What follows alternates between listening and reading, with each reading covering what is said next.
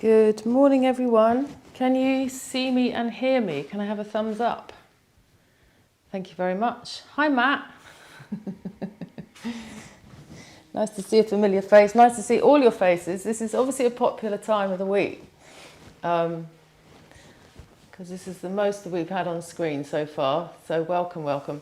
And nice to see one or two of you look like you're outside. Oh, somebody's upside down. Who's that? That's better. Okay. Just give me a hands up for those of you that have only just started doing yoga with this charity event. Because yeah, okay. So yes, that's fine. Just one or two of you. And I've had a look at all the medical info, so I'm fully aware of what's going on. But if you've got any questions, let me know. We will start in a moment. I'm just waiting for a few more to come in. And let me just, I've just got to move something off my screen so that I can see properly. And the session is being recorded, but it will only show me, it won't show you, unless you want to be shown on screen. But it will only show me, and that is so that you get a recording at the end, and those that can't attend live can watch it later. But let me know any questions if you're watching the recording and you're not sure what you're doing. Okay, so we'll start just by sitting, and obviously you've got your own setups at home, so sit on whatever height you need, sit on something so that you can lift your spine. And if you've got knee problems, just keep your legs straight.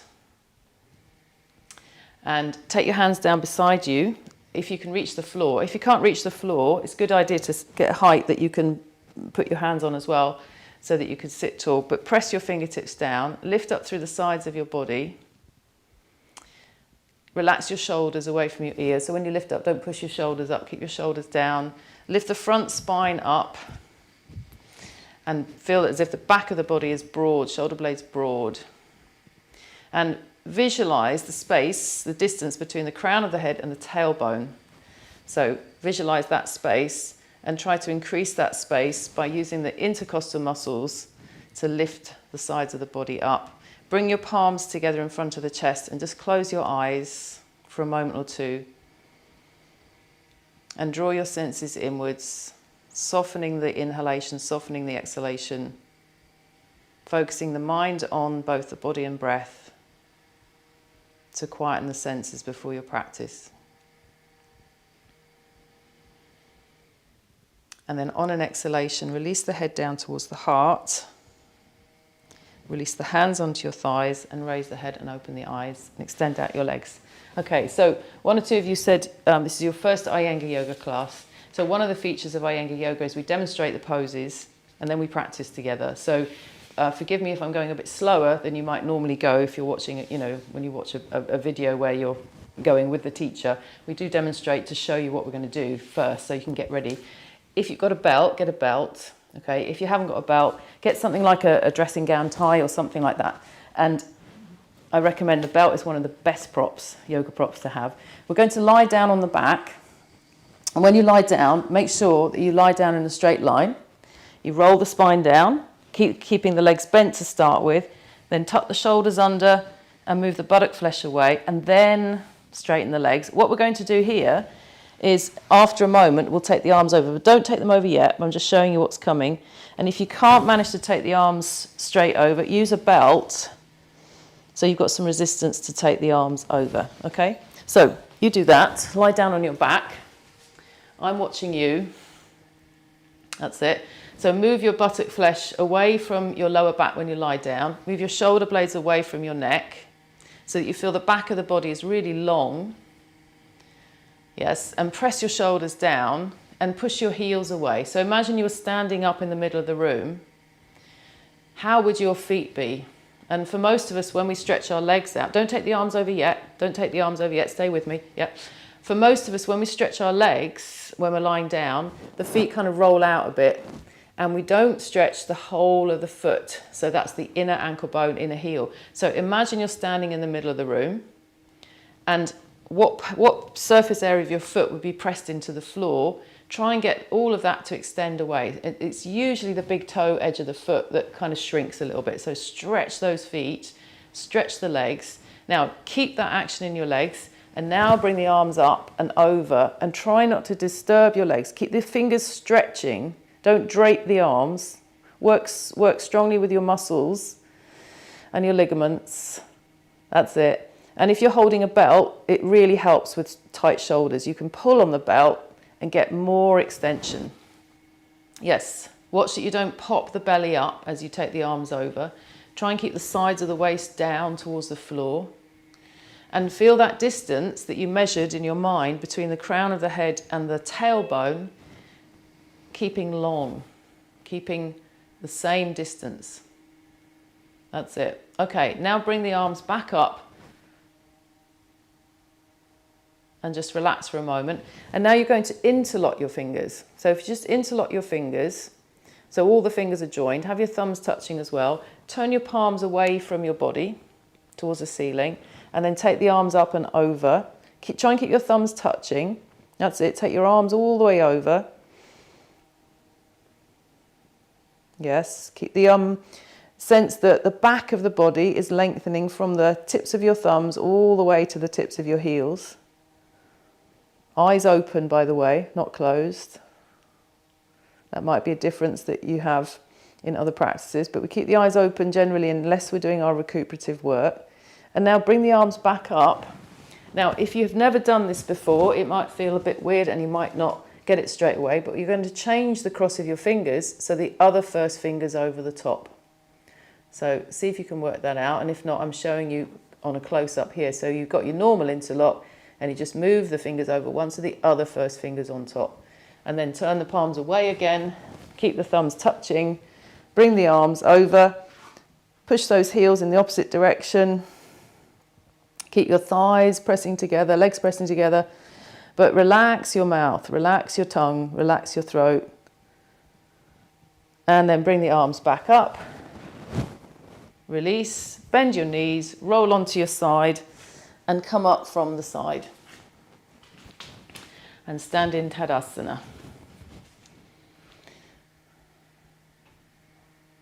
Okay, so bring your legs together, and if you can bring your feet together, great. If you've got the bigger knee joints where the feet have to be slightly apart, that's fine, but bring the legs as close together as you can. I'm going to ask you to touch your own butt today. It's the only way to demonstrate what we're talking about, because we're working on back bends, and a lot of people, you see a back bend and you think, oh, they've got a nice flexible lumbar. Okay, most of us move in the wrong place in back bends. Back bends actually should originate in the gluteal crease here. So there's your buttock, there's the thigh, and the junction between the buttock and the thigh is called the buttock-thigh junction in Iyengar Yoga, but it's the gluteal crease. So if you find that gluteal crease with your fingertips and push up with your fingers, try to push the gluteal crease up and slightly forwards, you might feel a reaction in the psoas, in this part of the body here. Don't worry if you don't, because some of these adjustments are quite subtle, but the back bend should come from the tailbone area or the gluteal crease area, so that as you do your back bend work, which we're going to do in a moment, you don't just bend in your lumbar and push your belly forwards, you actually lift and extend from that gluteal crease region, okay? So all the time you're trying to create space, not compression, okay? So that's why sometimes when you do back bends wrongly, you get the backache, because you're compressing the spine instead of lengthening. So I just want you to remind you of that. So as we were lying down, so we're standing up now, let's do the same thing that we did just now. Let's take the arms up and over, and if you want to use that belt again, use your belt. You can pull on the belt, it does help, But now I want you to think about that gluteal crease area, right? And make sure it's not going forwards, that you're not leaning back. So lift the buttock, lift the hamstring up towards the buttock. Don't worry if you can't get this. Just think about, okay, I'm trying to lift my hamstring up. Press the thighs back and lift the front of your spine up and go up even taller and taller and taller. Increase that distance between your tailbone and your crown of your head and keep the head looking forwards. Try and bring the arms a bit narrower. Don't have the arms too wide unless you've got shoulder problems. Yes. Okay, and let your chin come up a little bit now. That's it. And now bring your arms down and release. And let go. And just shrug off any tension. So to move towards back bends, you have to create that space, which is what you're doing brilliantly. So we're going to take... just checking I'm getting this in the right order. Yes, we're going to take a half forward bend now. So what I want you to do is find a wall or find something that's about chest height that you can put your palms flat to, and then step your feet back, feet parallel, toes turned slightly in actually, and push the wall as you push your hips back.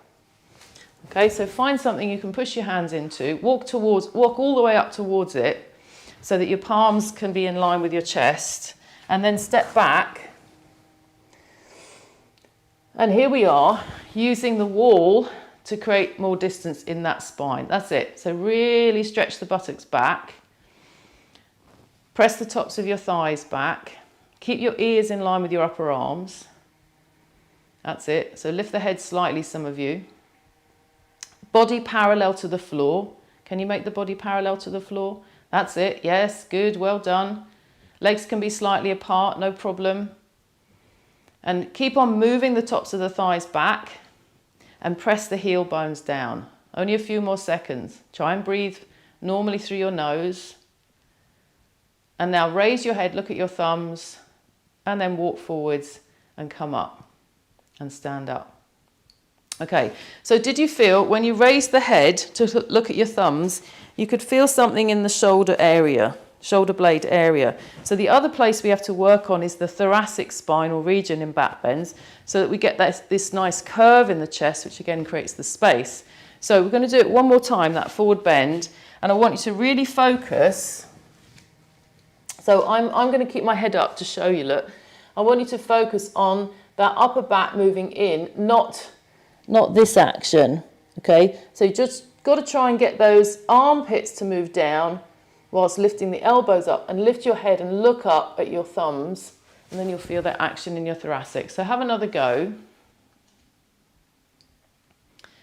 Have another go, that's it. So that space between your shoulder blades is quite stiff, isn't it? Especially as we get older, and all that computer work makes that very, very stiff, that area. So try and look up at your thumbs. Yes, and at the same time, imagine that somebody's just pressing lightly on your shoulder blades, moving your shoulder blades down towards the floor. Anyone with any scar tissue, you may find this very strong. So you breathe a few seconds and then come out and then repeat. So it's better to do it little and often rather than too much. And lady here was... Sorry, I've just got to find the name. Helen Flinton. Move your feet forwards more because your legs are going too far back. Yes. Now push your buttocks back more. Yes. Much better. Nice. 90-degree angle. Okay. And then walk your feet forwards, all of you, and come up. And stand up. Okay. See, you get your names and then you get name checked. All right. So now what we're going to do is work on the backward extension. We're going to do this one standing up, and this might be a good alternative for anybody who can't put any pressure on the chest, okay, because the next couple of poses we're going to do lying down, but I'll show you an alternative as well. This is a standing version of a pose that we're going to do in a minute called Salabhasana. So what I'm going to get you to do, you'll go close to a wall. Just watch first. You'll go close to a wall. You put your fingertips on the wall. Sorry about the noise. There's a machine outside. And then we're going to lift the chest up and lift the head up and just curve the chest and look back as far as you can. If you don't want to take your head back, just look forwards. But imagine, so I'm sort of pulling on the wall to try and lift the sides of the chest up from that gluteal crease region. Okay, so you're not going to bend back very far, but we're starting the process of it. Okay, so go close to the wall again. And I promise we're going to lie down in a minute.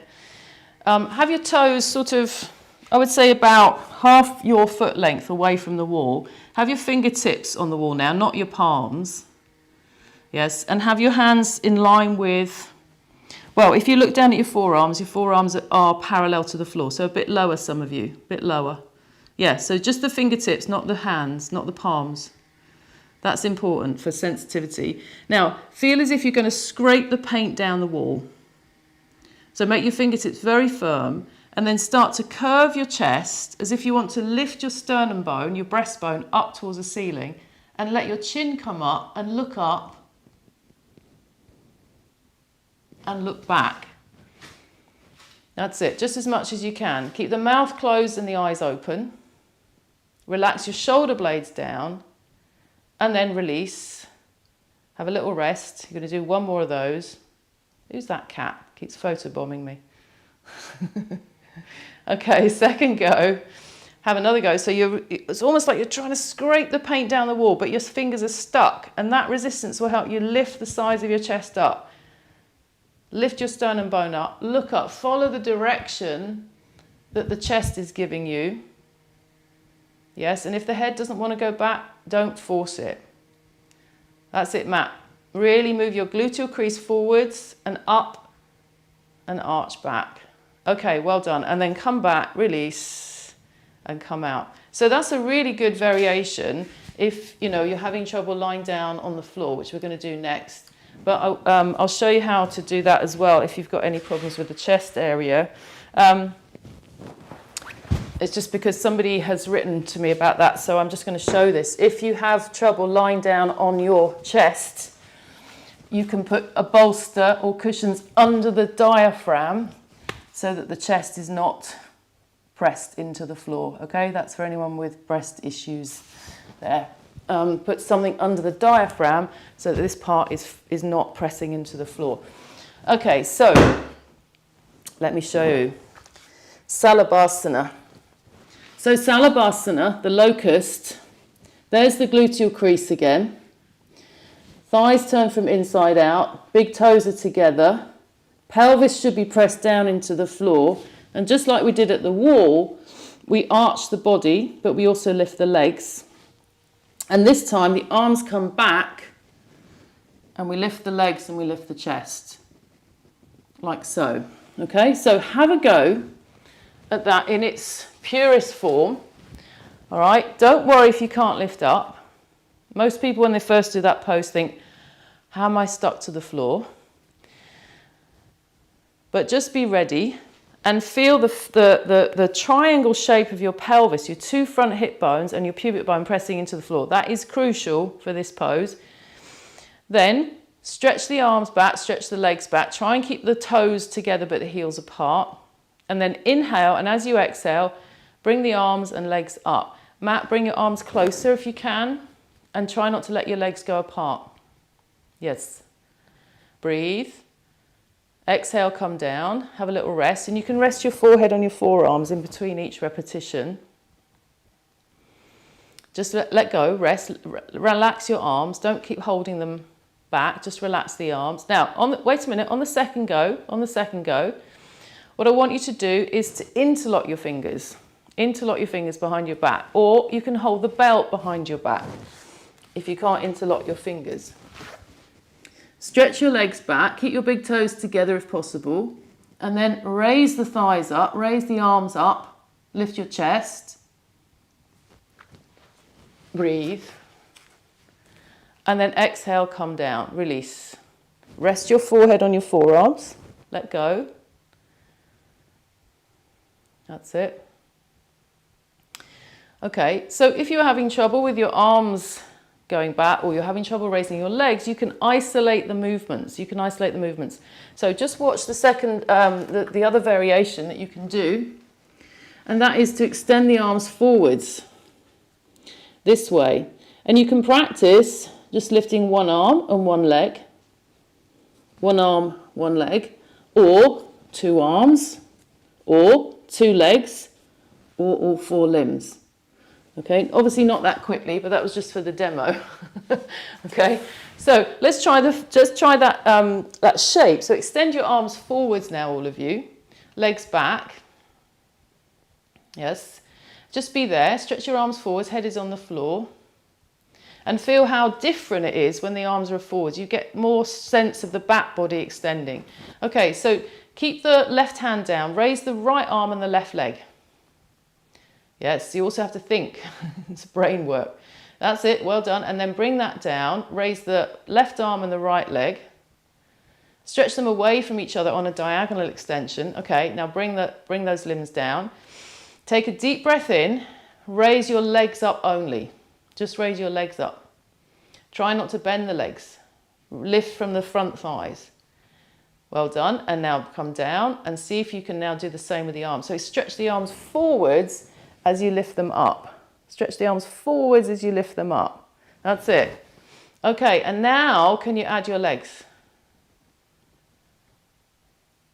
Well done. Yes, and then exhale, release, fold your elbows, rest your forehead. So those of you that are feeling it in your back,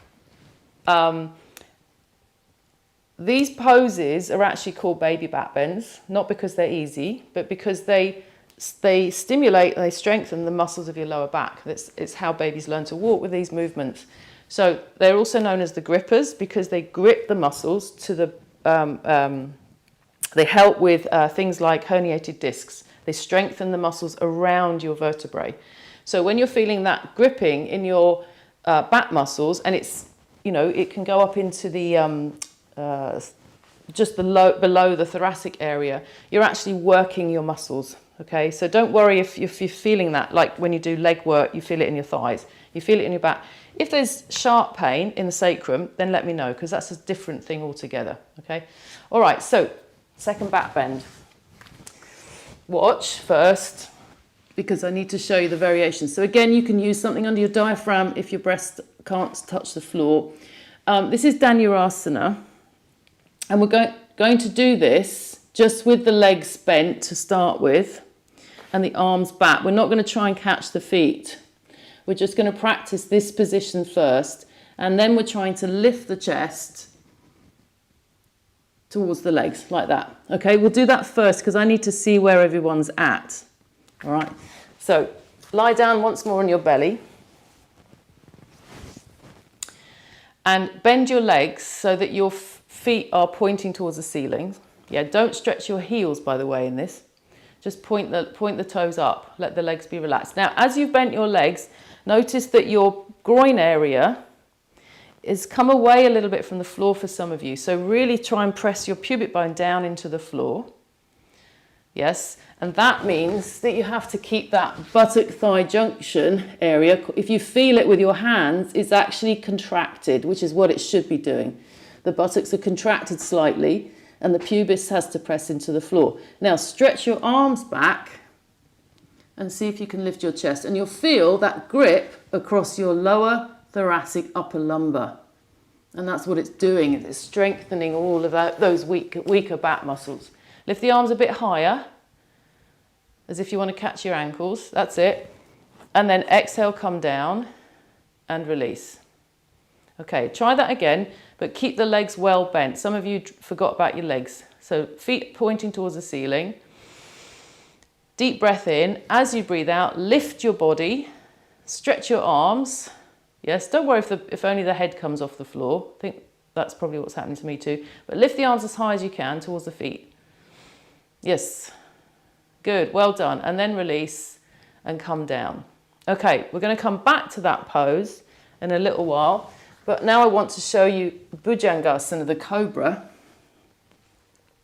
And again, 2 variations for this. There's many, many variations of everything to suit all bodies. So if you've got a poorly back or you're very stiff, bring your hands forward so that your forearms are on the floor.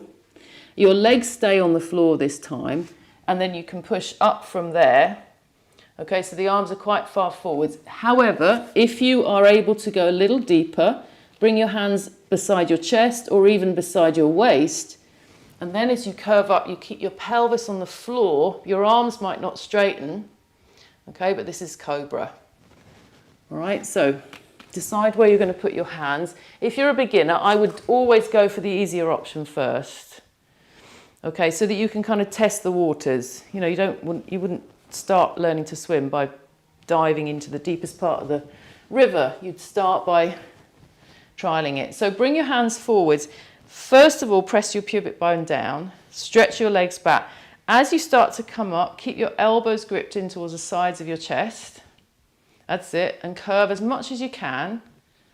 Elbows in, elbows in. Don't turn your head.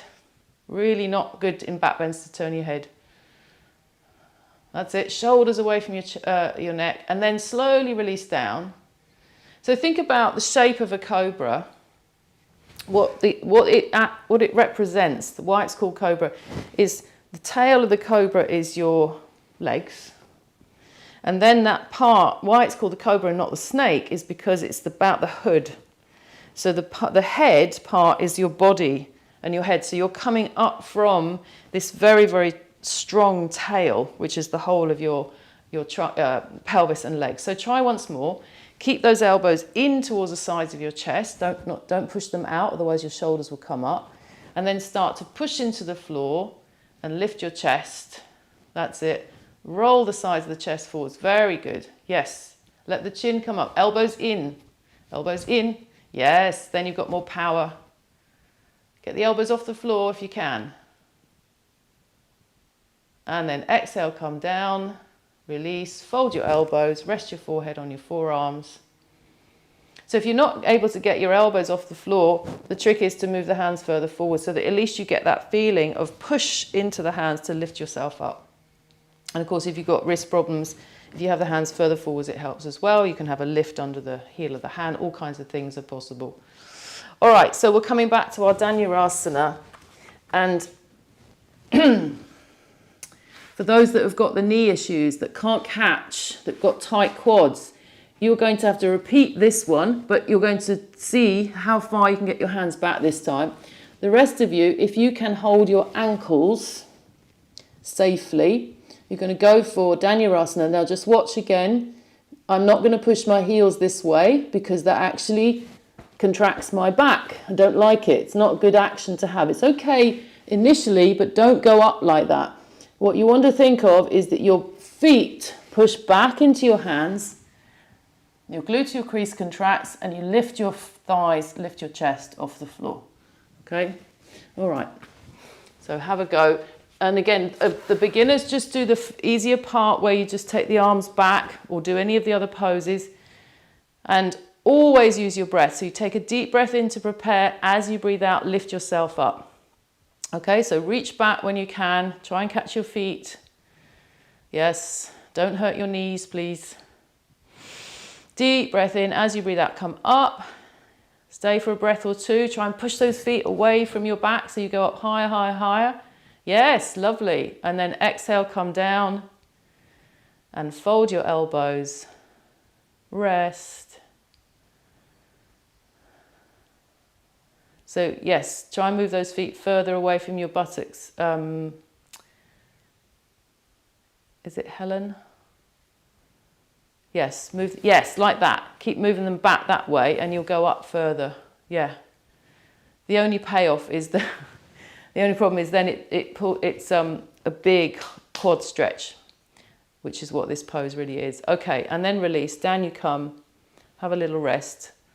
And we're going to come now to, I mean, this is a bite-sized class of back bends. So we're going to come now to some relaxation work or, well, before we do that, we're going to do Chatushpadasana. So this one, we're going to lie on the back now. If you can hold your ankles, great, fine. If you can't hold your ankles, hold the side of the mat or, excuse me, you can hold a belt around the feet. Or just stretch your arms towards your feet. And what you'll do 3 times, okay, is you're going to come up. Now, don't contract the abdomen. This is not a Pilates movement. It is a different kind of movement where we're trying to get space in the chest. Okay, it's not the Pilates movement where you're contracting your abdomen. But see how high you can lift the hips and roll onto the tops of the shoulders. Come down. Do a couple more of those, and then we're going to relax, okay? So I'm watching you again now. So press those feet down, tuck the shoulders under. As you go up, feel as if you're peeling yourself up from the floor and you're rolling onto the tops of the shoulders. Keep the feet a little narrower, Matthew, if you can. Matt.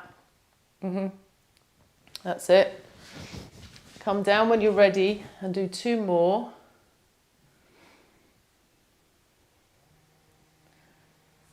That's it. 2 more. Feet can be apart in this. They don't have to be together. And B, can you bring your feet closer to your body? Or is that as far as they'll come in? Yeah, wait until your bottom comes down and then try. Yeah, that's it. Heels close to the buttocks. Yes. Good. Well done. When you've done your 3rd one, just bring your knees onto your chest. Have a little hug of the knees. Either hold around the front or the backs of the knees today. So that those of you with the knee problems, you hold around the backs of the knees. You keep that space. Take a few deep breaths here. And then you can keep hold of your right knee, either around the front or the back, and stretch your left leg away along the floor. Soft, smooth inhalation, soft, smooth exhalation. And then change. Hold the left knee, stretch the right leg along the floor.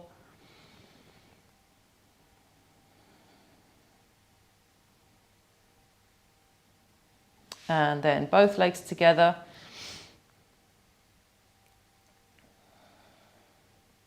And if you have no problems in your lower back, if you're not menstruating, you take the legs up and extend the legs to the ceiling just for a few seconds. Just stretch your legs, squeeze your legs together, stretch your legs up. Yes, you can hold around the backs of the legs, absolutely fine, or you can put a belt around your feet is another option. But squeeze your legs together and push your heels up. This is quite releasing for the lower back, actually.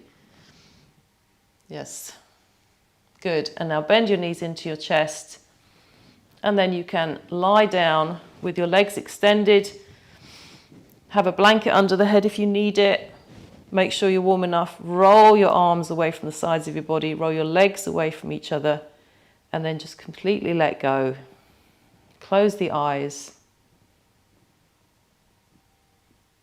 Relax all the muscles of the face. Relax your lower jaw. Relax your tongue. Feel your whole body surrender into the floor.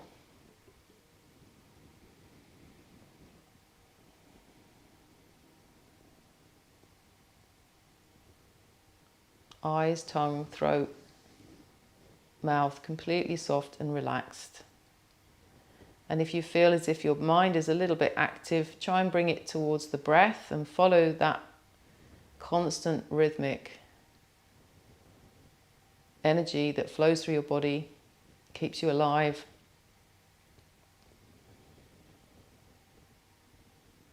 And notice how, as you watch the breath, especially with the exhalation, the mind gets quieter, the body gets quieter.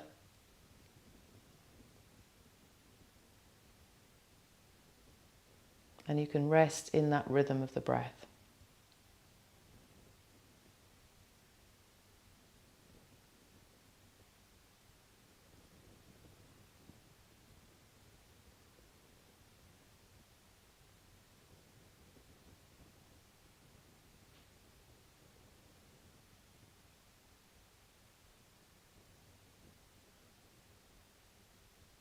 So take as long as you need to in your Shavasana. Don't neglect that very important pose. And when you're ready to come out, make sure that you bend your knees and roll to the side when you come out. And obviously you can stay if you're in your own home, but if you want to come out now, that's fine too. And I look forward to seeing you next time and teaching again tomorrow for free at 12, I think. So I'll see you next time. Enjoy your Sunday. Take care.